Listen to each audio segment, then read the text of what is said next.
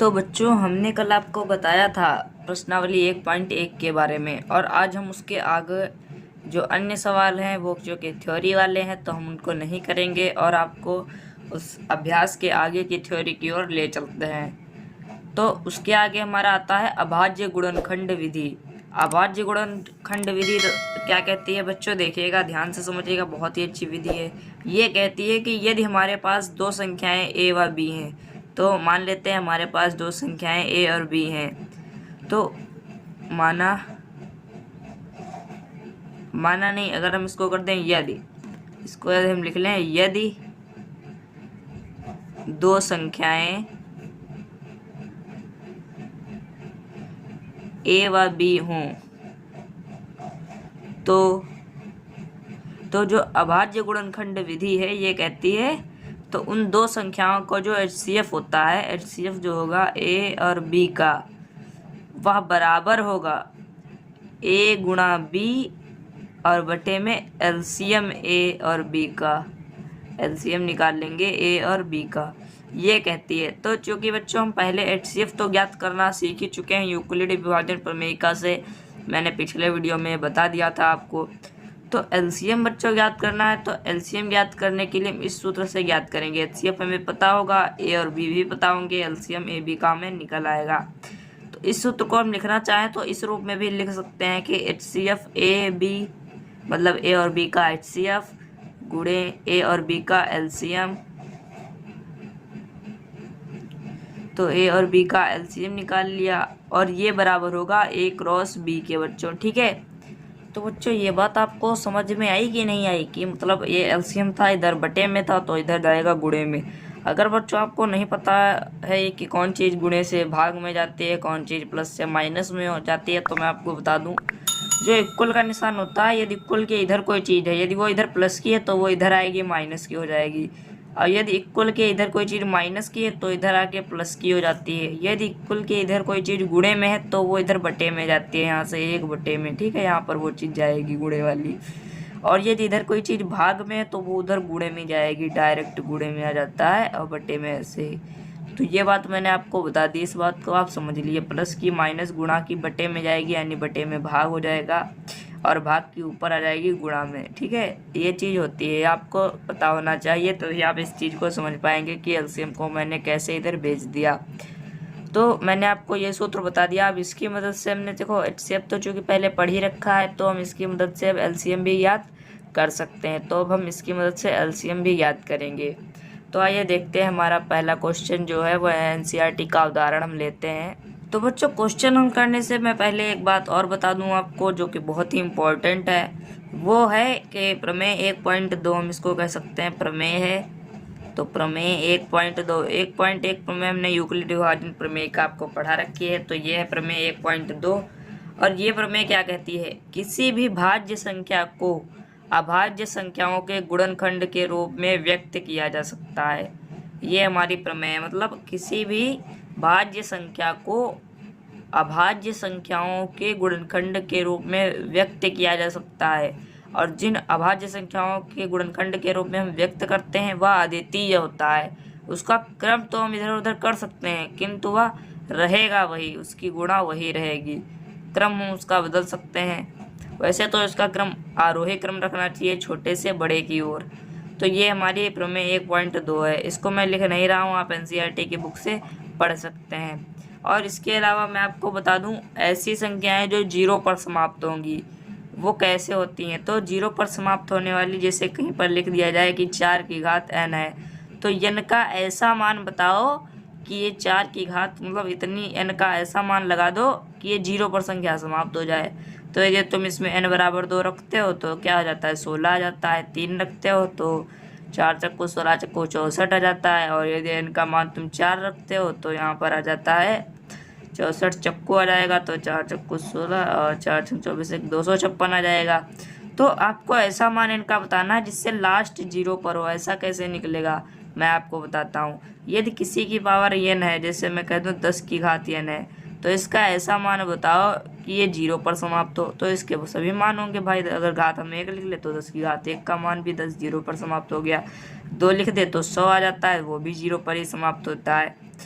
तो 4 भाई क्यों नहीं समाप्त होता, यदि हम ध्यान दें तो 10 में क्या आता है 2 गुणे 5, इसको ऐसे लिख सकते हैं। अच्छा, तो जिनके गुणनखंड में 2 और 5 आ जाएगा उनकी घात कुछ भी हो वो 0 पर समाप्त हो सकते हैं, और जिनके गुणनखंड में 2 या 5 में से नहीं आएगा कोई भी तो वो 0 पर समाप्त नहीं होंगे। जैसे 4 है तो 4 में हम क्या लिख सकते हैं 2 गुणे 2 की घात n। तो इसमें 2 तो आ गया लेकिन 5 तो आया ही नहीं। एक चीज़ आने से बच्चों कुछ नहीं, 2 या 5 में से कोई एक ना आए बल्कि दोनों आए।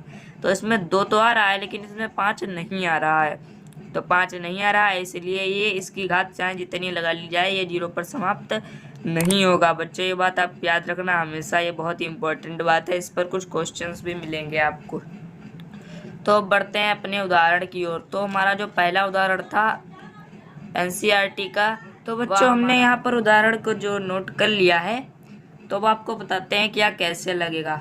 जो इससे पहले का उदाहरण था 4 की घात n वाला, वो हमने भी आपको एग्जाम्पल के रूप में यहाँ पर समझा दिया है कि ये नहीं होगा क्योंकि इसमें गुणनखंड में 4 के गुणनखंड में 2 और गुणे 5 नहीं आ रहा है, सिर्फ और सिर्फ 2 आ रहा है। देखिए कि यदि ऐसा होता है कि सिर्फ 5 आ जाए या सिर्फ 2 आ जाए तो नहीं होगा, दोनों आने चाहिए। 5 और 2 जब दोनों आएंगे तभी यह होगा। इसका जो घात है इनका एक ऐसा मान हमको मिल सकता है जो 0 पर समाप्त कर दे, अन्यथा हमें ऐसा मान नहीं मिल सकता। तो अब हम आते हैं अगले उदाहरण की ओर, जो कि है उदाहरण नंबर 6। एनसीईआरटी में यही लिखा है उदाहरण नंबर 6, तो मैंने क्रम को भी इसमें गड़बड़ नहीं किया है, ऐसे ही रखा है। तो देखते हैं कैसे लगेगा। तो इसमें सबसे पहले हमको दे रखा है कि संख्याओं 6 और 20 के अभाज्य गुणनखंड विधि से एचसीएफ और एलसीएम ज्ञात कीजिए। तो इसमें ध्यान देने वाली बात है कि हमें अभाज्य गुणनखंड विधि जो है लगानी पड़ेगी। अभाज्य गुणनखंड विधि क्या होती है, ये तो हमारा एक सूत्र होता है बच्चों, जो अभी हमने आपको थोड़ी देर पहले ऊपर बताया था, ये हमारा तो अभी सूत्र होता है। ठीक है, ये जो हमने आपको यहाँ पर लिखवाया है ये हमारा एक सिर्फ और सिर्फ सूत्र है, इसे हम विधि नहीं कह सकते ना, ये तो सिर्फ सूत्र ही है ना। ये दोनों सूत्र हैं, दोनों तो एक ही सूत्र हैं। ये सूत्र आप याद कर लीजिए तो आपको याद करने में भी आसानी रहेगी। एचसीएफ गुणे एलसीएम बराबर दोनों संख्याओं का गुणन, ये आप याद भी कर सकते हैं आसानी से। जो अभाज्य गुणनखंड विधि होती है वो तो आप कहेंगे अरे मैंने तो बताई ही नहीं, तो मैं आपको बता चुका हूँ प्रमेय 1.2, जो कि मैंने लिखा ही नहीं थी। मैंने कहा था प्रत्येक भाज्य संख्या को अभाज्य संख्याओं के गुणन के रूप में लिख सकते हैं, इसे अभाज्य गुणनखंड विधि कहते हैं। ठीक है, तो हम वही चीज़ यहाँ पर करेंगे। तो सबसे पहले 6 को हम लिखेंगे कि 6 को कैसे लिख सकते हैं। तो हम 6 को लिखते हैं, तो 6 को हम लिख सकते हैं यहाँ पर 2 गुणे 3। देखिए 6 को हम 2 गुणे 3 लिख सकते हैं, इससे ज़्यादा कुछ नहीं लिख सकते। देखिए वैसे तो 1 भी होता है लेकिन 1 नहीं लिखेंगे क्योंकि 1 से तो सारी संख्याएं कट जाती है, तो इसलिए 1 को नहीं लिखा जाता है, सिर्फ और सिर्फ 2 से स्टार्ट किया जाता है। 2 सबसे छोटी सम संख्या है और अभाज्य है, तो 2 और गुणे 3 हमने इसको आरोही क्रम में ही लिखा है। अब हम 20 की बात करते हैं, तो 20 का आपको ध्यान हो तो 20 का होता है 2 गुणे 2 गुणे 5। बच्चों अच्छा आप यदि यह नहीं निकाल पाते हैं तो आपने जो 6, 7, 8 में पढ़ रखा है लासा निकालने की ट्रिक, आप उससे निकाल सकते हैं। आप इसको ऐसे रखना 2 3 6, 3 बार में गया 3 निकलना 3, ऐसे भी निकाल सकते हैं। मैंने यहाँ तो डायरेक्ट निकाल दिया है, आप चाहें तो 20 का भी ऐसे ही निकाल सकते हैं कि 2 1 जा 2 2 0 0, 2 5 जा 10 और 5 1 जा 5। इसमें आपको कोई दिक्कत नहीं होगी, यदि आपको आता है तो आप डायरेक्टली भी ये चीज़ कर सकते हैं।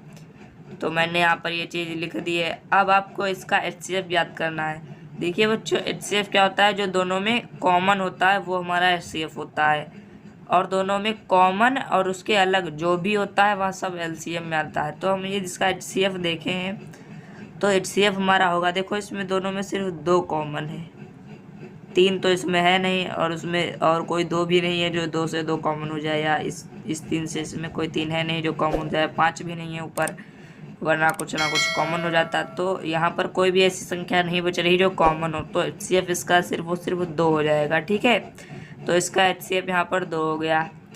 अब इसका एलसीएम देखते हैं क्या होता है, तो एलसीएम इसका निकालते हैं।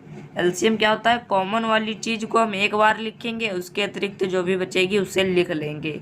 तो यहाँ पर कॉमन था 2, लेकिन ये 2 है तो उसको एक बार लिखेंगे ना, ये 2 2 है तो इसमें तो 2 बार है, लेकिन कॉमन वाली चीज़ को हमें एक ही बार लिखना होता है, तो हम एलसीएम को लिखते हैं 2 ये वाला। अब बची हुई चीज़ों को भी इसमें ऐड कर लेते हैं, तो ऊपर से इसमें 3 बचे हैं, और नीचे से इसमें गुणा 2 बचा है और गुणा 5 भी बचा है। बच्चों ये 2 गुणा 5 दोनों नीचे वाले में ही बचे हैं, तो 2 गुणा 5 नीचे बचा है और ये 3 जो है वो ऊपर बचा था, और ये 2 जो कॉमन है उसको हमने एक बार लिखा है, तो इसकी हम गुणा कर देंगे तो हमारा एलसीएम आ जाएगा। तो गुणा कर लेते हैं, 2 3 जा 6, 2 जा 12 और 12 इंटू 5 तो हो जाएगा 60। बच्चों ये आपको पता होगा, 12 पंचे 60 आपने याद भी किया होगा। तो ये उदाहरण हमने बच्चों लगा लिया। तो बच्चों हमारा अगला उदाहरण है उदाहरण नंबर 7, और यह उदाहरण हमको कहता है कि अभाज्य गुणनखंड विधि द्वारा 96 और 404 का एचसीएफ ज्ञात कीजिए, फिर इनका एलसीएम ज्ञात कीजिए। तो अभाज्य गुणनखंड विधि हमने आपको पहले अभी बताई थी, तो वही हम इसका उपयोग करेंगे। तो अभाज्य गुणनखंड विधि के लिए हमको पहले 96 के अभाज्य गुणनखंड करने होंगे। तो हमने यहाँ पर 96 का निकाला है अभाज्य गुणनखंड, जिस विधि से हम निकालते हैं। तो हमारा आप देख सकते हैं यहाँ पर आया है, 2 से काटा तो 4 बार, फिर 2 8 16, फिर 2 से 2 दूनी 4, 2 चक्कू 8, फिर 2 1 कम 2, 2 दूनी 4, फिर 2 छंग 12, 2 3 6, फिर 3 इकन्ना 3। ये भी आप निकाल लेते होंगे, या आपने कक्षा 9 में 8 में पढ़ा होगा। ये हमने निकाला है, तो ये 404 का निकाला है, तो 2 बार में जाएगा 202, फिर 101 और उसके बाद वे डायरेक्ट 101 से ही जाएगा। तो हम 96 के गुणनखंड को इधर लिखते हैं, तो 1 2 3 4 5, 5 बार 2 है, तो 2 गुणा 2 गुणा 2 गुणा 2, तो 3 4 बार लिख लिया, 5 बार और लास्ट में 3। अब हम बात करते हैं 404 की, तो 404 बराबर, तो इसमें 2 गुणा 2 और 101, तो 2 गुणा 2 गुणा 101। तो यहाँ पर हमको सबसे पहले एचसीएफ ज्ञात कीजिए। तो एचसीएफ अगर हम इस विधि से ज्ञात करें तो कॉमन वाला होता है, वही हमारा एचसीएफ होता है।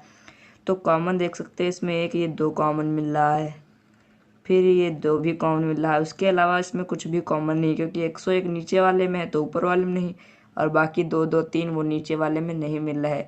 तो इसका जो एचसीएफ होगा वो होगा 2 गुणा 2 बराबर 4। अब हमें इसका एलसीएम ज्ञात करना है। तो इसका एलसीएम ज्ञात करने की हमारे पास 2 उपाय हैं, तो 2 उपाय में से हम कोई भी एक उपाय ले सकते हैं। पहला उपाय तो हमारे पास है कि हम इनकी गुणा करके इनका एचसीएफ ज्ञात कर लें, और दूसरा जो भी हमने आपको ऊपर एक सूत्र बताया था, इससे ज्ञात कर सकते हैं। तो इसमें हम एलसीएम निकालते हैं। तो एलसीएम निकालने के लिए हमने कहा था आपसे एचसीएफ 96, इसको इधर कर देते हैं, और कॉमा 404 गुणा एलसीएम 96 404 बराबर होगा, इसको भी इधर कर देते हैं, 96 गुणे 404। तो अगर हम यहाँ से निकालें तो एचसीएफ को बटे में भेज देंगे, एलसीएम इधर ही रहेगा। तो एलसीएम जो निकल के आएगा बच्चों 96 और 404 का, वह होगा बराबर 96 गुणे 404 और बटे एचसीएफ 96 404 है, तो ये बटे में जाएगा एचसीएफ ब्रैकेट में 96 404। तो अगर हम इसको बच्चों लगाएं तो हम अगले पेज में इसको ले जाते हैं। तो बच्चों हमने अभी आपको बताया था कि एचसीएफ 96 404, ये हमने आपको सूत्र बताया था अभी। अब इसमें से हमको एलसीएम निकालना है। तो एलसीएम निकालने के लिए हम क्या करेंगे, एलसीएम के लिए हम सिर्फ इतना ही करेंगे कि एचसीएफ को इसके बटे में भेज देंगे। तो हम एचसीएफ को इसके बटे में भेजते हैं। तो इधर बचेगा एलसीएम, किसका निकालना है, 96 और 404 का, और ये बराबर जाएगा 96 गुणे 404 और बटे में एचसीएफ 96 404 का। तो अभी हमने एचसीएफ तो इसका निकाला ही है, वही हम मान इसमें रख देंगे। तो जो हमने अभी एचसीएफ निकाला था वही हम इसका मान रख देंगे। तो एचसीएफ का मान यहाँ पर रखते हैं, तो ऊपर वाला तो ऐसे ही रहेगा 96 और 404। इस एचसीएफ की जगह हमारा जो आया था जो था 4, उसको हम यहाँ पर रख देते हैं। अब हम इसमें थोड़ी सी काटा पीटी करेंगे और ये हमारा आंसर आ जाएगा। तो इसको काटते हैं, तो 4 एकम 4, 4 एकम 4, 0 और 1, 101। तो हमारा आ गया 96 गुणा 101। तो अब हम इसकी गुणा कर देंगे और यहाँ पर लिख देंगे। तो 96 को जब 101 से गुणा करेंगे तो आएगा 96 गुणे, ये सब 0 0 रहेगा, फिर गुणे, फिर एक बार आएगा 2, यहाँ पे 96, तो आएगा 96 96। तो 9696 यही इसका एलसीएम है। अतः हम लिखेंगे एलसीएम किसका था 96 और 404 का, वो होगा 9696। तो बच्चों आज की क्लास में हमने अभाज्य गुणनखंड और उसके संगत कुछ उदाहरण भी देखे। अगली क्लास में बच्चों हम लोग इसके आगे के जो उदाहरण हैं वो देखेंगे और उसके बाद अभ्यास प्रश्न हल करेंगे। तो बच्चों अगर आपको ये सीरीज पसंद आ रही है तो आप please like share and subscribe करें और ज़्यादा से ज़्यादा अपने दोस्तों के पास शेयर करें ताकि वो भी इसका लाभ उठा सके। और दोस्तों आपको कोई भी कहीं पर भी परेशानी है तो आप कमेंट में लिख के बताएं, मैं उसका पूर्ण सोल्यूशन आपको अगले वीडियो में देने की पूरी कोशिश करूँगा। बस बच्चों थैंक्स। अगली क्लास में हम देखेंगे अभ्यास 1.2 और उससे पहले कुछ उदाहरण है वो भी करेंगे। तब तक के लिए धन्यवाद।